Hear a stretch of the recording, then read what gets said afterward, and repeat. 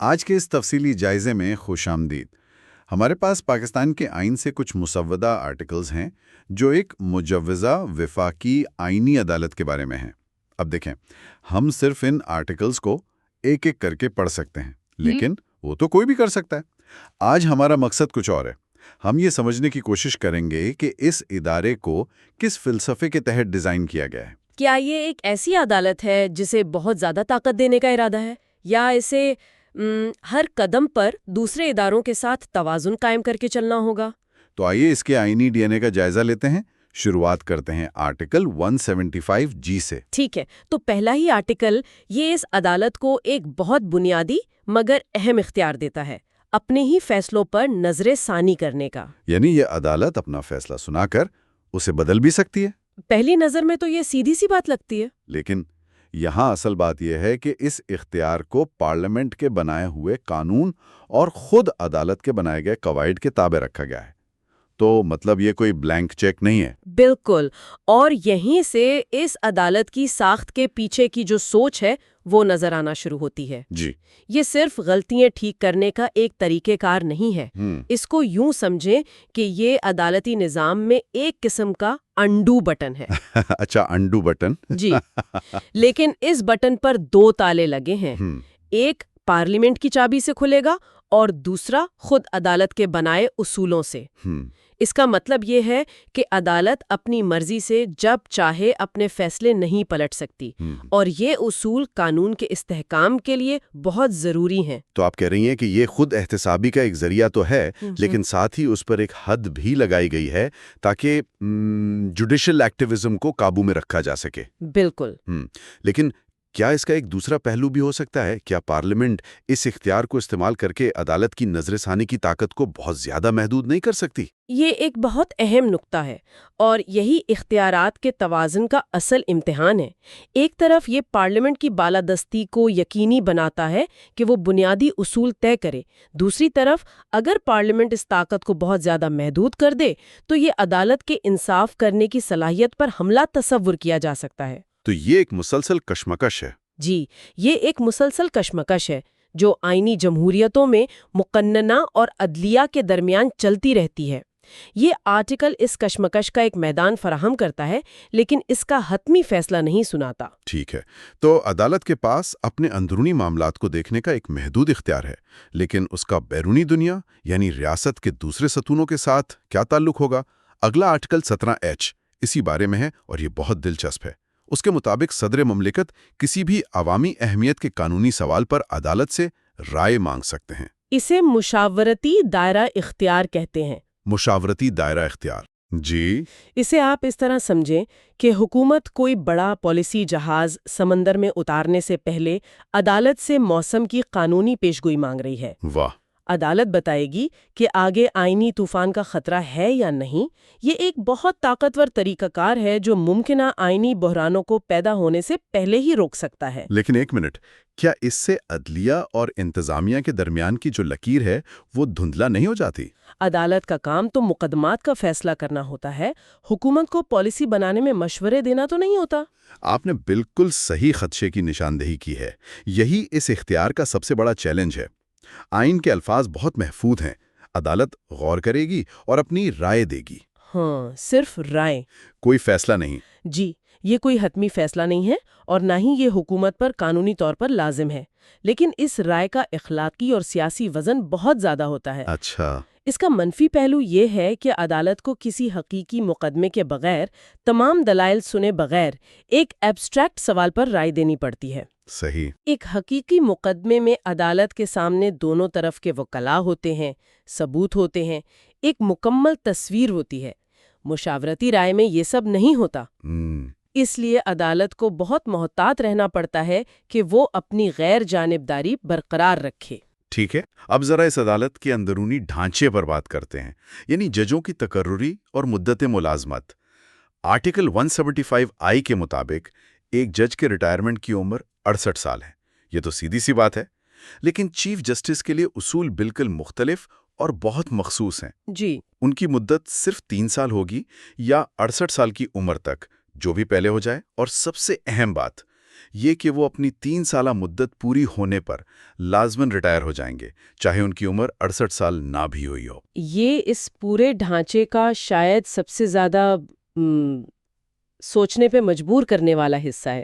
اس کا مطلب یہ ہے کہ اگر کوئی جج 60 سال کی عمر میں چیف جسٹس بنتا ہے تو وہ صرف 63 سال کی عمر میں ریٹائر ہو جائے گا۔ بالکل، حالانکہ وہ بطور جج مزید 5 سال کام کر سکتا تھا۔ جی، تو سوال یہ پیدا ہوتا ہے کہ ایسا کیوں کیا گیا؟ اصلاحات لانا چاہتا ہے تو 3 سال میں وہ کیا کر پائے گا؟ آپ کی بات میں وزن ہے۔ یہ ایک دو دھاری تلوار ہے۔ اس کا ایک مثبت پہلو یہ ہے کہ یہ عدلیہ کو کسی ایک شخص کے نظریات اور شخصیت کے طویل مدتی اثر سے بچاتا ہے۔ اچھا، اس سے اس بات کو یقینی بنایا جاتا ہے کہ قیادت متحرک رہے، نئے خیالات آتے رہیں اور دوسرے سینئر ججوں کو بھی قیادت کا موقع ملے۔ یعنی یہ عدلیہ کے اندر ایک طرح کا اینٹی مونوپلی قانون ہے۔ بالکل صحیح۔ لیکن اس کا دوسرا اور ممکنہ طور پر منفی پہلو وہی ہے جس کی طرف آپ نے اشارہ کیا۔ یہ ایک طاقتور چیف جسٹس کو بہت زیادہ ادارہ جاتی طاقت جمع کرنے سے روکتا ہے۔ کچھ لوگ اسے ایک اچھا چیک اینڈ بیلنس کہیں گے، جبکہ دوسرے اسے عدلیہ کی آزادی کو کمزور کرنے کی ایک بالواسطہ کوشش بھی قرار دے سکتے ہیں۔ تو یہ ڈیزائن اس بات کو یقینی بناتا ہے کہ کوئی بھی چیف جسٹس ادارے پر بہت زیادہ حاوی نہ ہو سکے۔ جی، اب سوال یہ ہے کہ اگر چیف جسٹس یا کسی اور جج کا عہدہ خالی ہو جائے تو کیا ہوگا؟ اگلے دو آرٹیکلز 175 جے اور 175 کے اسی بارے میں ہیں۔ قائم مقام تقرریوں کا طریقہ کار۔ جی، آرٹیکل 175 جے تو بہت سیدھا ہے۔ اگر چیف جسٹس کا عہدہ خالی ہے یا وہ کام نہیں کر پا رہے تو صدر اسی عدالت کے کسی دوسرے جج کو قائم مقام چیف جسٹس مقرر کر دیں گے۔ یہ تو ٹھیک ہے تسلسل کے لیے، جی، لیکن آرٹیکل 175 کے زیادہ دلچسپ ہے۔ یہ قائم مقام ججوں کے بارے میں ہے۔ اگر کسی جج کی نشست خالی ہو جائے تو صدر سپریم کورٹ یا کسی ہائی کورٹ کے کسی اہل جج کو عارضی طور پر اس عدالت میں تعینات کر سکتے ہیں۔ اور یہاں ایک بہت اہم نکتہ شامل کیا گیا ہے۔ اس مقصد کے لیے سپریم کورٹ یا ہائی کورٹ کے جج کی تعریف میں ریٹائرڈ جج بھی شامل ہیں۔ جی، یہی بات ہے۔ یہ تو ایک بڑی بات ہے۔ اس کا مطلب ہے کہ آپ ایک ریٹائرڈ شخص کو واپس لا کر ملک کی سب سے اہم عدالت میں بٹھا سکتے ہیں۔ اس کے کیا مضمرات ہو سکتے ہیں؟ دیکھیں، اس کا ایک عملی فائدہ تو واضح ہے۔ اس سے قائم مقام ججوں کے لیے تجربہ کار اور قابل افراد کا ایک بہت بڑا پول دستیاب ہو جاتا ہے۔ اکثر جج اپنے تجربے کے عروج پر ریٹائر ہوتے ہیں اور ان کی صلاحیتوں سے دوبارہ فائدہ اٹھانا ادارے کے لیے اچھا ہو سکتا ہے۔ یہ بات تو صحیح ہے، لیکن اس کا ایک تنقیدی پہلو بھی ہے۔ وہ کیا ہے؟ کیا اس سے کوئی تنازع پیدا ہو سکتا ہے؟ بالکل، ایک حاضر سروس جج اپنے کیریئر، اپنی ترقی اور ریٹائرمنٹ کے بعد کے فوائد کے بارے میں سوچتا ہے۔ اس پر ایک ادارہ جاتی دباؤ ہوتا ہے، لیکن ایک ریٹائرڈ جج ان تمام باتوں سے آزاد ہوتا ہے۔ صحیح۔ کچھ ناقدین یہ سوال اٹھا سکتے ہیں کہ کیا اس سے یہ دروازہ کھلتا ہے کہ انتظامیہ اپنی پسند کے ایسے ریٹائرڈ ججوں کو تعینات کرے جو شاید اس کے نقطہ نظر سے زیادہ ہم آہنگ ہوں؟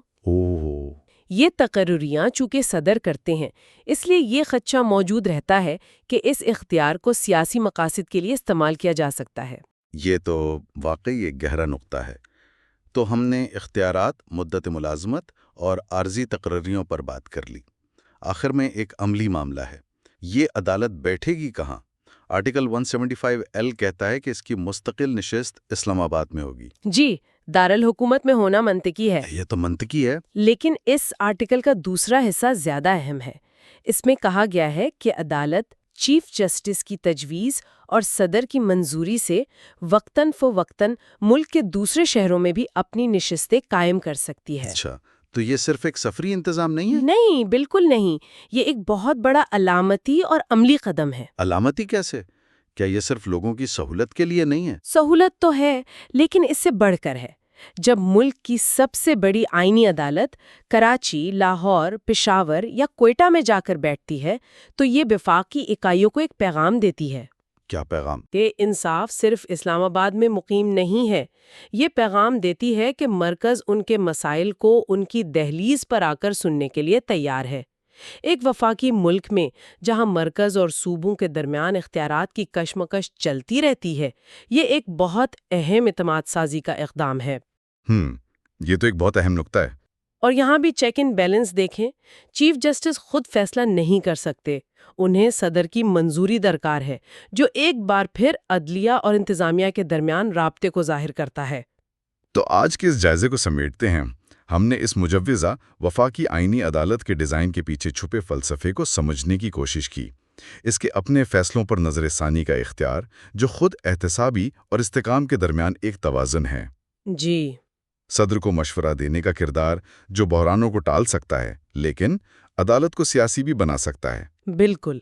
چیف جسٹس کی 3 سالہ مدت، جو قیادت میں تبدیلی کو یقینی بناتی ہے لیکن شاید ویژن کے تسلسل کو قربان کر دیتی ہے۔